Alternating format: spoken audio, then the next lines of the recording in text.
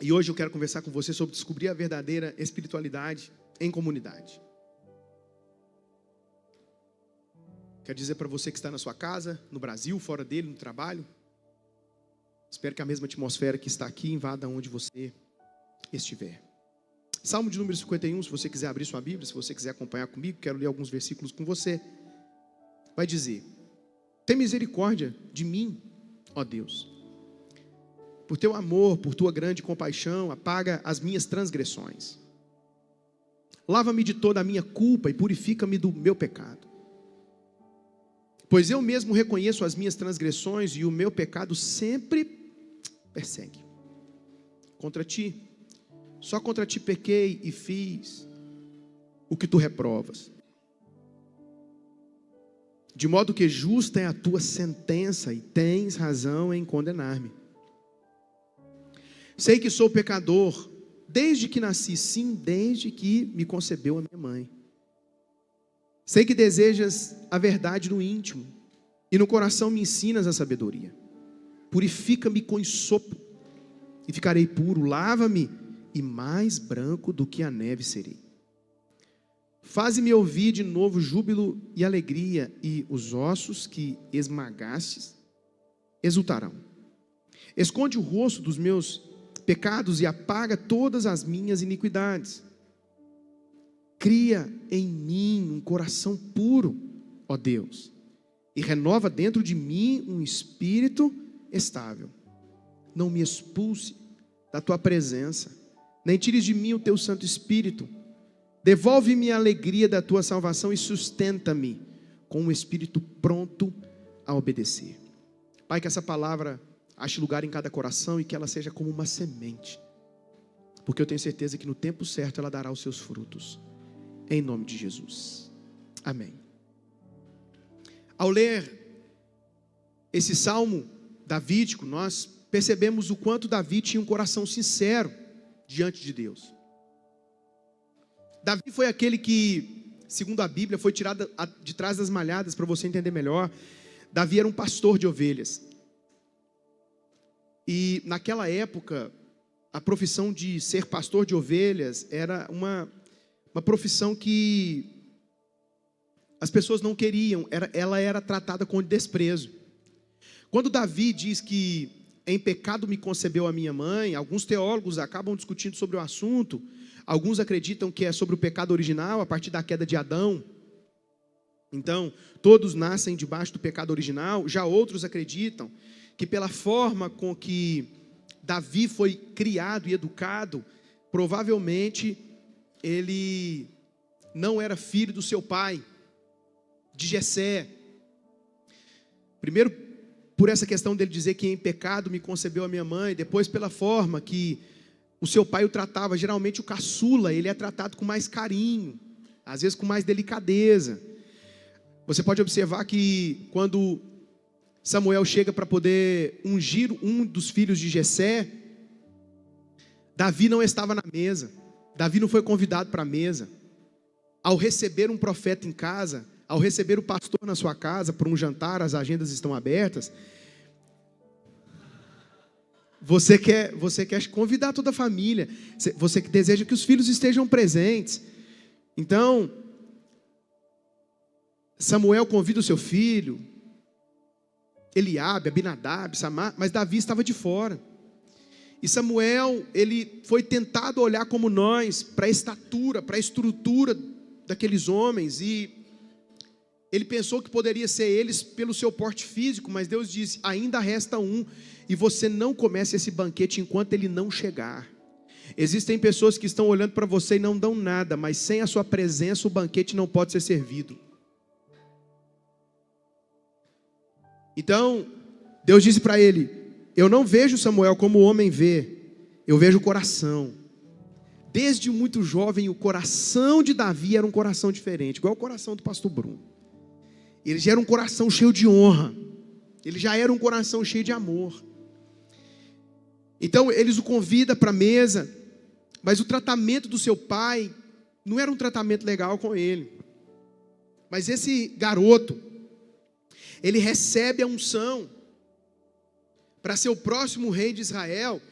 E consequentemente ele é levado depois ao palácio do rei Saul, o homem que depois tenta matá-lo, para ele ser treinado. Às vezes Deus pode colocar você para ser treinado pelo seu inimigo. É por isso que você tem que ter discernimento. Eu não posso andar com tal pessoa? Depende, porque se ela estiver te treinando, Deus pode estar treinando você, para que você possa ser a próxima pessoa, porque Saul tinha as habilidades. Como que Davi ia ser um rei de Israel, se ele não fosse treinado por um rei? Por isso que você precisa ter discernimento. Davi, ele queria proteger Saul, ele amava Jonatas, ele amava a família de Saul, tanto que depois da morte de Saul e Jonatas, ele fez uma aliança com Jonatas, e ele perguntou depois que já estava tudo bem com ele, ele disse: tem alguém da casa de Saul que eu possa honrar? Davi é esse homem que ele não tinha medo, porque se sobrasse alguém da família real, depois que o rei havia morrido, seus filhos haviam morrido, se sobrasse alguém da família real, essa pessoa teria direito de ocupar o trono. E Davi não teve medo de convidar Mefibosete para a mesa, porque quem sabe quem chamou não tem medo de perder o cargo. Tem alguém aí? Foi Deus que te chamou? Então você descansa, não tem concorrência. As pessoas te procuram por aquilo que você carrega e aquilo que você é. Aquilo que você vende é um detalhe. É por isso que Deus tem chamado você para esse tempo. Davi é esse homem com esse coração. Diz a Bíblia que 400 homens vão se unir a ele, endividados. Eles já eram soldados, pastor Bruno. Soldados, mas eles estavam endividados, descontentes. Mas eles se unem a Davi, mostrando fidelidade. E a partir do coração de Davi, esses homens são treinados na caverna de Adulão. E eles se tornam os melhores valentes de Davi. São treinados por Davi através do seu coração. Alguns deles diziam: vamos matar o rei Saul, essa é a oportunidade, Davi. Ele diz: eu nunca tocarei no ungido do Senhor. Davi, além de ter um coração generoso e de honra, ele sabia que se ele desse autoridade para aqueles homens matarem Saul, amanhã poderia ser ele a pessoa morta. Então Davi estava sempre conectado com o seu futuro, pensando amanhã. Mas chegou um momento da vida dele que ele deu um vacilo. Diz a Bíblia que no tempo em que os reis deveriam estar na guerra, Davi ficou no palácio. Porque os momentos em que você pode ter maior vulnerabilidade para entrar em pecado é quando você deveria estar ocupado com alguma coisa e não está. É quando você deveria estar planejando a próxima viagem com a sua família, mas você resolveu ficar com o telefone na mão. É quando você deveria estar pensando no futuro dos seus filhos, mas você abre uma brecha para um relacionamento extraconjugal. É quando você fica com a sua mente vazia e sem o coração cheio da presença de Deus. Quando ele deveria estar na guerra, lutando, comprometido, ele ficou em casa. Não era permitido o descanso? Não é sobre isso. Ele tinha que descansar. Mas diz a Bíblia, no tempo em que os reis deveriam estar na guerra, Davi decidiu ficar em casa. E ele acaba tendo um desejo por uma mulher que não era dele. E que era esposa de um dos seus melhores valentes. Davi cai em pecado. Ele cai em pecado. E foi tão... A pessoa, quando ela permanece no pecado, porque uma coisa é você pecar, outra coisa é você continuar no pecado e ser uma pessoa iníqua. A pessoa, quando ela cai em pecado e ela deseja permanecer nesse lugar, ela se transforma. Ela não é a mesma pessoa. Você olha no semblante dela, parece uma pessoa diferente. As coisas que ela fala, a forma que ela fala, parece que ela não tem arrependimento. E disposto, ele trouxe Urias de volta da guerra. Escreveu uma carta: mande Urias. Quando ele chega lá, ele diz: Urias, eu sei que você é um excelente guerreiro, vai dormir na sua casa. Embebedou ele bastante, vai dormir na sua casa hoje. Porque havia chegado a notícia para o rei que a mulher que ele tinha passado a noite estava grávida dele. Depois de 9 meses, você vê?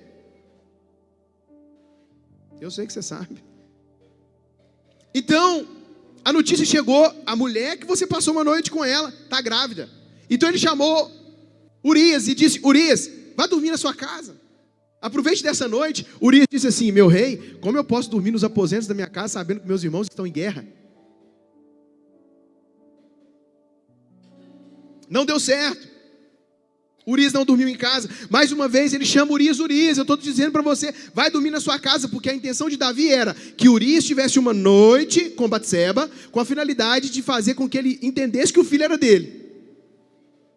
Ele disse: meu rei, eu não vou dormir em casa. Ele dormiu na rua. Eu não posso dormir em casa sabendo que meus irmãos estão na guerra, estão lutando. E Davi manda uma carta para Joabe dizendo: Joabe, coloque Urias na frente da batalha, eu preciso que ele morra. Quando você erra e peca e não pede ajuda, um abismo vai chamar o outro. Confesse enquanto está pequeno. Porque quando você tenta lutar com as suas próprias mãos, você cava um buraco, e o buraco não tem fundo. Você vai cavando, você vai cavando. Observe que ele deveria ter parado ali naquele momento. Ele já errou. Ele deveria ter confessado. Mas um homem com o coração como o de Davi, agora comete, manda matar. Um homicídio, agora é homicida. Coloque Urias na frente da batalha. Ele tem que morrer. Ele traz Batseba, Urias morre. Mas aí o profeta confronta o rei. Porque as pessoas sábias entendem que Deus quer te colocar em posições estratégicas. Mas a palavra de um líder espiritual é que pode determinar o futuro. Davi era o rei, mas o profeta era Natã. E diante da voz de Deus, um rei tem que se curvar. Essa é uma boa palavra para Carla e para o Francisco. Vão e atuem naquela esfera de atuação, mas se tratando das coisas espirituais, vocês têm uma casa para ter direção. E a história foi se desencadeando, e o profeta confronta Davi. Primeiro ele teve que contar uma história, porque Davi, com aquele coração cheio de pecado, matava o profeta. Ele mandou matar o seu soldado. Natã disse: você pecou, você errou, Davi, e Deus está te confrontando. A palavra diz assim, que Davi diz que enquanto eu não confessei os meus pecados, os meus ossos se definhavam. Porque pecado não confessado traz doença física. E o seu pecado, para ser perdoado, você confessa para Deus. Para ser perdoado, você não precisa confessar para ninguém, você confessa para Deus para ser perdoado. Agora, para ser sarado, você precisa de um amigo, você precisa de um irmão. E aí, pastor, não pode ser qualquer pessoa, né? Depende, se o lugar que você tiver for julgar você, aí não pode ser para qualquer pessoa. Mas se o lugar for a Mensageiros, onde é o lugar mais seguro da terra, e você sabe que você não é perfeito, aqui é o melhor lugar.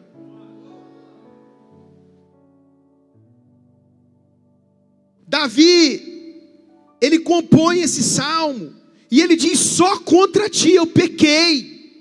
Eu sei que eu sou um pecador, mas purifica-me do meu pecado. Esqueça e apague as minhas transgressões. Cria em mim, ó Deus, um coração puro, e renova dentro de mim um espírito inabalável, um espírito reto. E não me expulse da tua presença, nem tire de mim o teu espírito, e depois disso devolve a minha alegria da tua salvação. Eu converso com algumas pessoas que quando elas caem em pecado, elas têm um deslize, parece que elas têm remorso e não têm arrependimento. Porque tem diferença de remorso e de arrependimento. Quando você faz alguma coisa errada, você precisa ter um arrependimento genuíno. E como você sabe que você é uma pessoa que está no caminho do arrependimento? O seu arrependimento tem que ter frutos. Frutos de arrependimento. Eu me arrependi, eu estou arrependido. Logo, esse arrependimento vai gerar frutos. Às vezes eu vou aconselhar casais, e uma das partes acabou caindo em infidelidade. E eu vejo no semblante da pessoa: e aí, o que você quer? Ah, não sei. Não sei? Como assim você não sabe? Não sei se eu quero, sabe, continuar casado. Falei, meu amigo, você deveria estar de joelho. Minha amiga, você deveria agora estar de joelho, clamando o perdão dessa pessoa, clamando o perdão de Deus. Porque essa pessoa fez isso, isso e isso para eu cair nessa situação. Eu até concordo que ela pode ter colaborado, mas quem errou foi você. E aí a gente gosta de fazer aquele negócio que a Eva fez. E a gente fala assim, se não fosse Adão e Eva, não teria sofrimento. Quem estava lá não era Adão e Eva, era eu e você. Porque a gente faz a mesma coisa, inclusive transferindo responsabilidade. Não, foi porque ela fez isso comigo que eu acabei caindo nessa situação. Foi porque ele fez isso comigo que eu acabei caindo nessa situação. A primeira coisa que você precisa fazer para alcançar o perdão de Deus é assumir a responsabilidade. Assumir a responsabilidade. E Davi está preocupado, só contra ti eu pequei. Essa fala está dizendo, Senhor, eu estou pouco me lixando com a minha reputação, mas eu preciso do seu perdão. A única pessoa que me importa alcançar o favor é o Senhor. Eu não posso viver sem a sua presença. Eu não consigo viver sem a sua presença. Eu estou arrependido. Você precisa ter um arrependimento sincero. Precisa ter um coração reto diante de Deus. Só assim você vai ter a restauração da sua verdadeira alegria. É verdade que todos nós buscamos um lugar seguro desde a nossa infância. O filho quer o colo do pai. Quando a criança chora, ela quer o colo. Existem dores emocionais que precisam ser curadas na sua vida. Só que a gente para de acreditar que Deus está fazendo. Todas as vezes que a Melanie machuca o dedo, alguma coisa, ela vem chorando, pai. Meu dedo, pai, tá doendo, bati o dedo. Aí eu falo assim, Memel, vou dar um beijinho para sarar. Aí ela enxuga as lágrimas e sai, plena. Porque tem coisa que está acontecendo na sua vida que é mais emocional. Esses dias ela bateu o dedo, foi fechar o guarda-roupa, bateu o meu dedo, doeu muito. Eu falei, Melanie do céu, doeu. Ela, desculpa papai, desculpa. Aí eu fiz assim para ela, o que eu esperei ela fazer? Dá um beijo, já fez. Ela soprou. Falei, melhorou, Memel. Deus vai curar dores emocionais aqui hoje. Deus vai curar dores sentimentais aqui hoje. A gente sai com ela, ela cai, dá um raladinho. Marina vai lá com todo cuidado, coloca um curativozinho assim, ó, no joelhinho dela. Fica lá 3 dias. Se eu ameaçar tirar, ela já faz, já está curado, Marina. Foi curado 2 horas depois, ela começa a chorar, pastor Bruno. Esses dias sim, ela percebeu, eu peguei, tirei ela. Ai, pai, meu machucado está doendo. Não tinha nada lá. Não tinha nada. Não tem mais nada aí, você está curado. Não tem mais nada, os traumas estão vencidos. Você precisa ressignificar, Deus está fazendo, diga comigo, Deus está fazendo. O problema é que muitas vezes nós procuramos seguranças em lugares errados, prazeres passageiros, em conquistas superficiais ou em relacionamentos frágeis. O que Davi foi procurar em uma noite com aquela mulher? Prazer. O que você tenta procurar às vezes fora da presença de Deus? Prazer. Porque você foi feito para viver em um ambiente de prazer. Diz a Bíblia que o homem foi feito e quando ele foi feito já tinha um lugar preparado para ele, Éden. Éden no original significa lugar de deleite. Lugar de prazer. Olha que coisa interessante. Você percebeu quando você está fazendo uma viagem com sua família, você vê as montanhas? Deus fez esse lugar de deleite para mim e para você, porque a gente sente prazer. Quando você está lá fazendo aquela viagem de avião, que você vê o sol nascer, ou o sol se pôr, que você vai fazer esse ano ainda, você consegue se deleitar nisso, porque Deus fez. Quando você chega lá na praia, que você vê aquelas ondas, esse ano ainda que você vai, você se deleita. Quando você está numa cachoeira, eu fui numa cachoeira, Casca d'Anta, quem já foi? Incrível lá, quando você chega não sei quantos metros de distância, a brisa já está vindo e você se deleita, porque Deus fez isso para nós. Nós podemos nos deleitar nas coisas de Deus. Nós não somos pessoas que apenas queremos ir para o céu. Nós sabemos que o céu é o nosso lugar, mas Deus nos colocou na terra para um propósito. Da mesma forma que seu filho, antes de nascer, você prepara o quarto com todo carinho, Deus preparou o mundo para você viver maravilhosamente bem. Pegou ou não? Deus é seu pai? Porque se você só trata com ele na base da religião, você não consegue enxergar ele dessa forma. Era para você ter vibrado. Da mesma forma que você prepara o quarto do seu filho antes de nascer, Deus preparou o mundo para você se deleitar antes de você vir.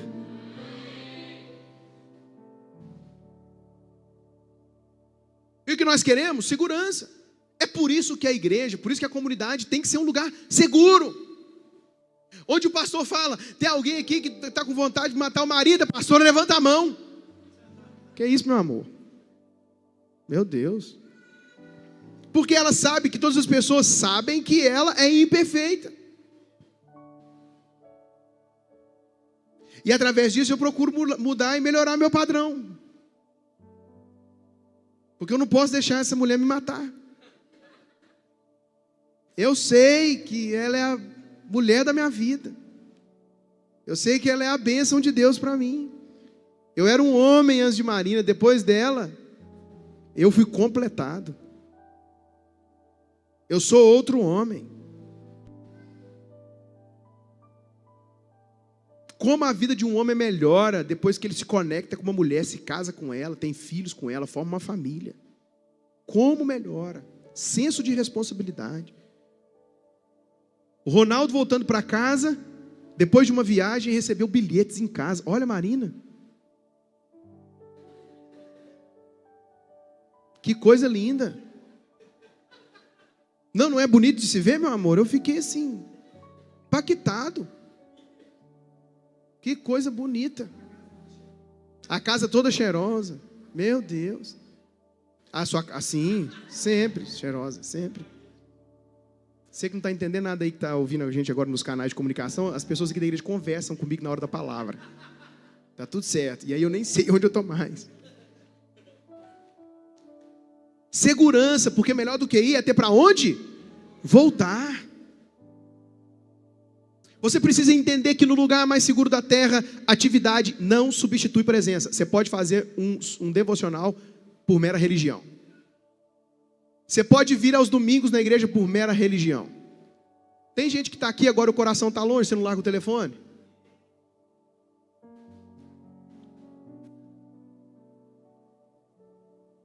Atividade não vai substituir presença. Eu posso fazer, mas eu preciso ser. Marta e Maria pastor, eu preciso ser Maria ou eu preciso ser Marta? Porque Maria queria ficar nos pés de Jesus e Marta queria ficar servindo. Você tem que saber qual que é o equilíbrio das coisas para você ser Marta na hora de servir e Maria na hora de estar nos pés de Jesus. Porque precisa das duas. O problema é que Marta queria organizar a casa quando Jesus estava na casa. Quando Jesus está na casa, não é hora de organizar, é hora de desfrutar.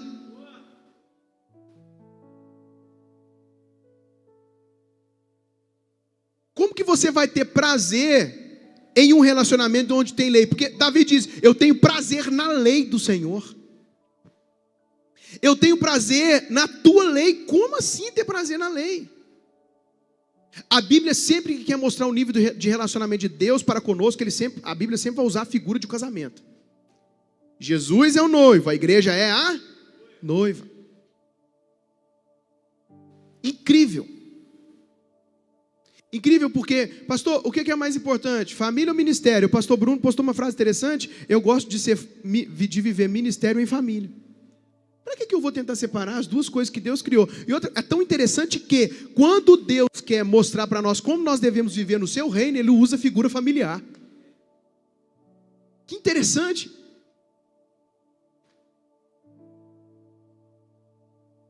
Tenho prazer na sua lei. Como pode ter um homem prazer na lei? Eu estou casado com a Marina debaixo de uma lei. Porque tudo que é importante para um homem, ele coloca no seu nome. Ah, pastor, estou namorando com essa menina, já tem 1 ano, 2 anos, 3 anos, 10 anos, 15 anos. Eu preciso me casar? Não, você não precisa não. Não, por quê? Não, porque é só um papel. Então deixa o carro no nome do outro. Então deixa a casa no nome do outro. É só um papel, não faz diferença. Tudo que é importante para o homem, ele coloca no nome dele. Tem homem aí ou não? Namorando quanto tempo? Vai casar, cara.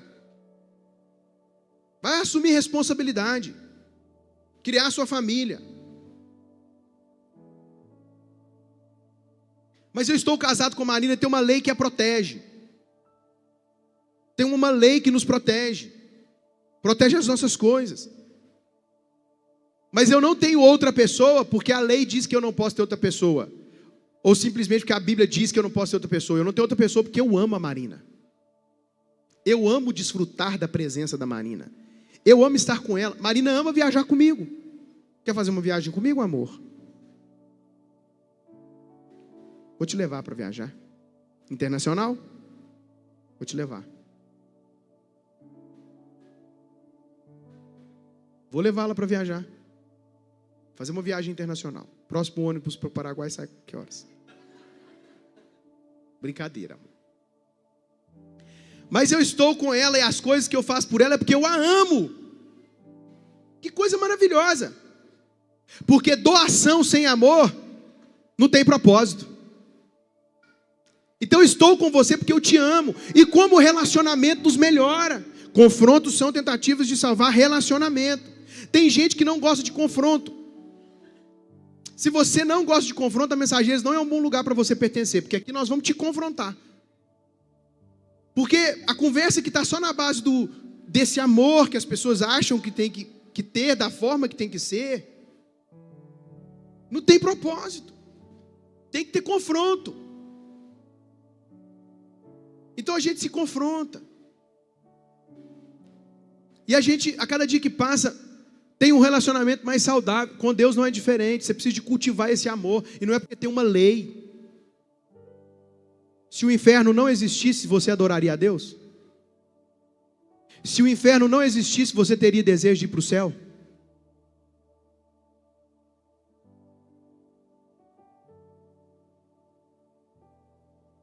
Amém.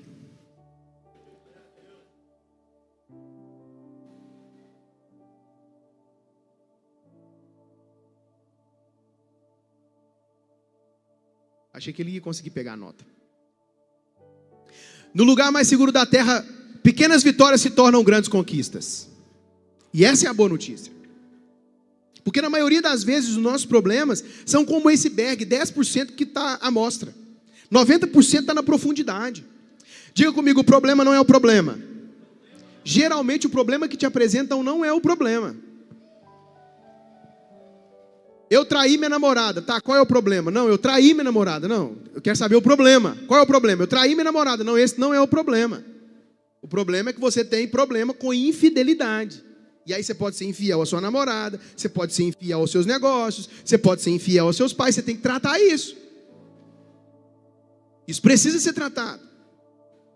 Quando os israelitas se preparavam para entrar em Canaã, Deus lhes falou que expulsaria os seus inimigos pouco a pouco. Interessante. Êxodo capítulo 23, versículo 27 vai dizer: mandarei adiante de vocês meu terror, que porá em confusão todas as nações que vocês encontrarem. Farei que todos os seus inimigos virem as costas e fujam.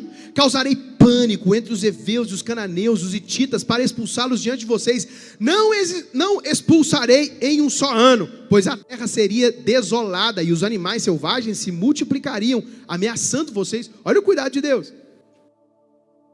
Eu os expulsarei aos poucos. Tem uma versão que diz, pouco a pouco, até que vocês sejam numerosos o suficiente para tomarem posse da terra.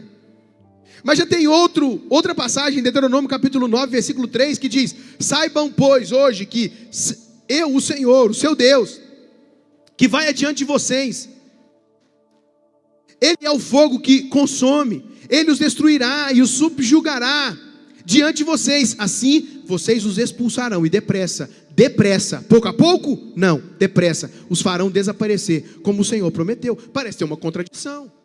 Alguns inimigos pouco a pouco, outros depressa.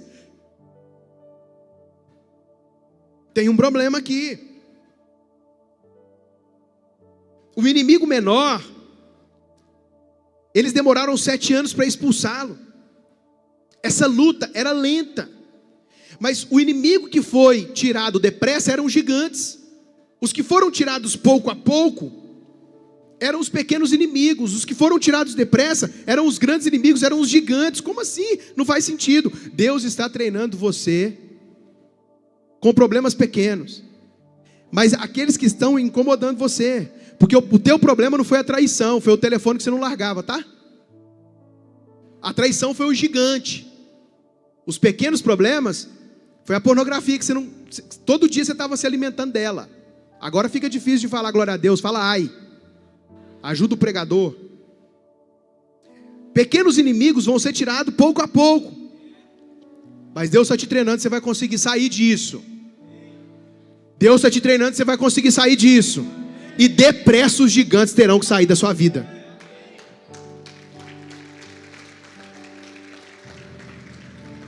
No lugar mais seguro da terra, as pessoas se arrependem, clamam pela presença de Deus, entendem que a presença de Deus é a coisa mais importante.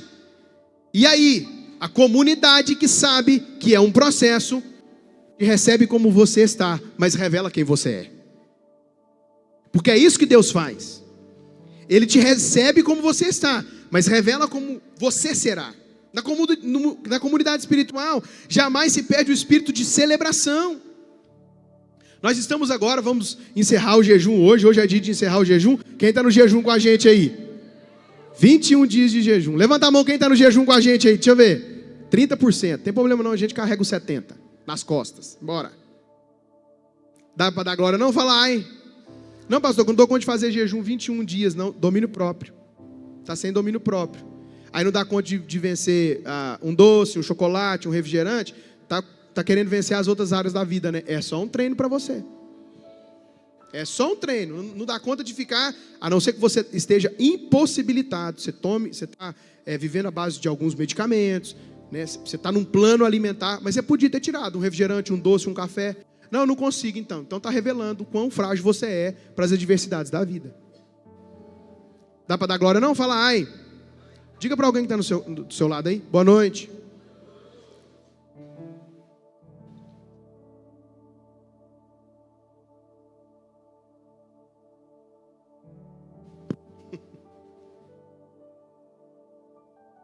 Então nós estamos no propósito de honrar as pessoas. E que maravilhoso é. Eu pude acompanhar algumas pessoas, eu não consegui acompanhar todas as pessoas que fizeram, mas é um exercício. A gente não lança coisas aqui para você simplesmente por fazer. É um exercício. Porque todos os dias que eu tive que honrar alguém, meu coração se encheu de gratidão. Sabe por que às vezes seu dia é ruim? É porque você não tem motivo para agradecer.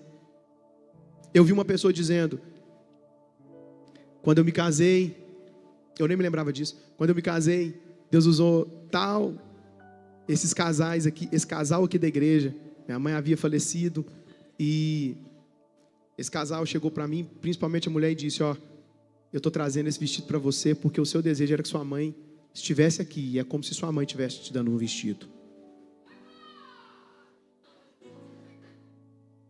Olha aí quando Deus revela quem é.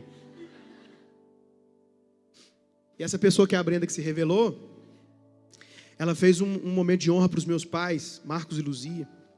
E eu nem me lembrava disso. Ela fez um momento de honra para eles e disse, vocês foram as pessoas que quando eu fui à casa de vocês fazer o convite para o casamento, vocês perguntaram se ia ter festa.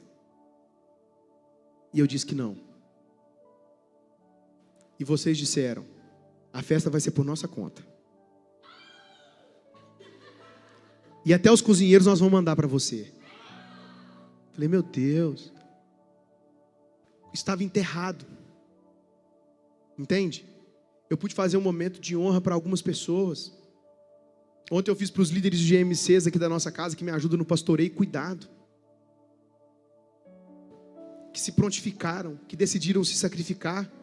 Porque quem não se sacrifica com você não pode liderar com você. E aí o meu coração cheio de alegria porque eu não estou sozinho.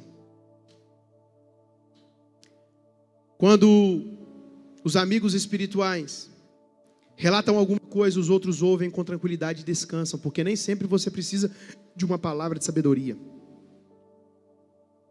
Você só precisa oferecer o ombro. Já vivemos todos nós em culturas em que quando você errava, você era julgado. Mas a Mensageiros é o lugar que não deixa o soldado ferido para trás. Vou falar de novo, para você celebrar. A Mensageiros não é um lugar que abandona e deixa o soldado ferido para trás. Principalmente o exército americano. Ele tem uma consciência de quando um soldado é ferido. Quando um soldado é ferido, o exército fica mais vulnerável, porque eles precisam colocar o soldado nos ombros, levá-los. cercá-los. Vai dar muito mais trabalho carregar alguém. Mas por que eu estou levando um soldado? Porque para formar um soldado, leva-se anos. Para formar um tecladista, leva-se anos de oração. Para formar um guitarrista como Lucas, leva-se 11 anos e mais alguns para frente. Para se formar um baterista como Michael e um homem como ele leva-se anos. Para formar o Cláudio como um músico de excelência, um vocalista incrível, leva anos. Para formar alguém que tenha consciência do que é o reino de Deus e da contribuição que ele pode trazer, leva-se anos. Mas quando essa pessoa erra, a igreja quer colocar para fora. Pessoas que nós demoramos anos. E a cultura da punição que nós aprendemos, inclusive dentro da nossa casa, a gente quer trazer para dentro da igreja. Deixa eu dizer para você, a Mensageiros é o lugar que, se o soldado quiser, ele não vai ficar para trás.